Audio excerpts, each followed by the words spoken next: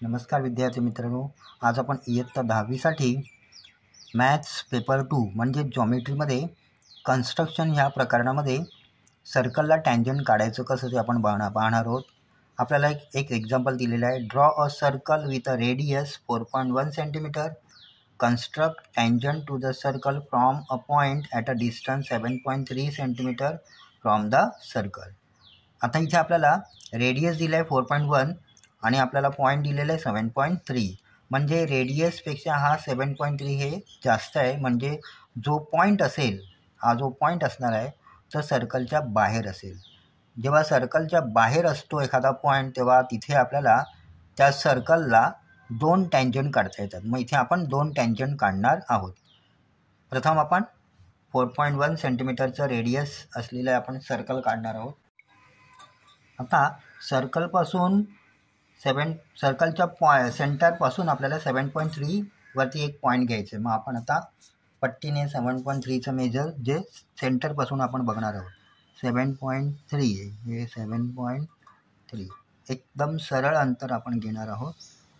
हे अशा प्रकारे 7.3 पर्यंत आपण घेतलेलं आहे. हे 7.3 वरती आपण पॉईंट घेतला, त्याला आपण नाव दिलं, आपण समजा एम नाव दिलेलं आहे. आता एममधून आपल्याला टँजंट काढायचे आहे. आता एम हा पॉईंट सर्कलच्या बाहेर मिळालेला आहे, ज्याचं डिस्टन्स आपल्याला दिलेलं आहे 7.3 सेंटीमीटर. आता एम पॉईंटमधून आपल्याला टँजंट काढायचं आहे. मग करायचं काय? फर्स्ट ऑफ ऑल आपण पी आणि एम हे जे डिस्टन्स आहे ते आपण अर्ध्यापेक्षा मोर दॅन हाफ डिस्टन्स घेऊया आणि 2 एकमेकांच्या अपोजिट आर्क काढणार आहोत. एक पी मधून एकदा आणि आता पॉईंट एम मधून आपण काढणार आहोत. आता हे जे दोन्ही पॉईंट आहेत ते आपल्याला इंटरसेक्ट करायचे आहेत. अशा प्रकारे आपण इंटरसेक्ट करणार आहोत.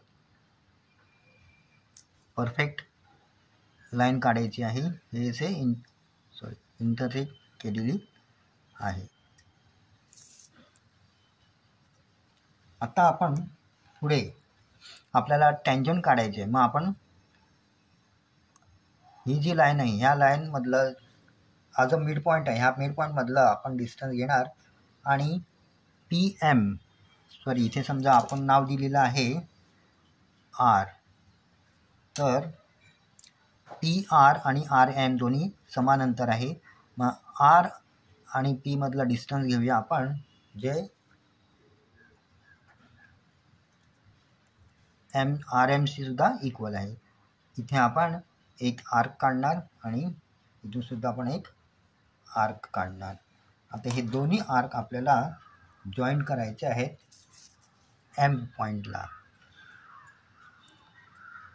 दोन्ही आर्क हा जो इंटरसेक्ट पॉईंट आहे, इथे एक मिळालेला आहे, इथे एक मिळाला आहे. समजा इथे नाव दिलं ए, इथे नाव दिलं बी. तर एम पॉईंट बीला आपण जॉईन करूया. अशा प्रकारे आपण आणि हा एम पॉईंट एला जॉईन केला. अशा प्रकारे आपण सर्कलला पॉईंट एम मधून 2 टँजंट काढलेले आहेत. एम ए आणि एम बी ह्या 2 टँजंट वर्तुळाला काढता येतात. व्हिडिओ पाहिल्याबद्दल धन्यवाद. थँक्यू.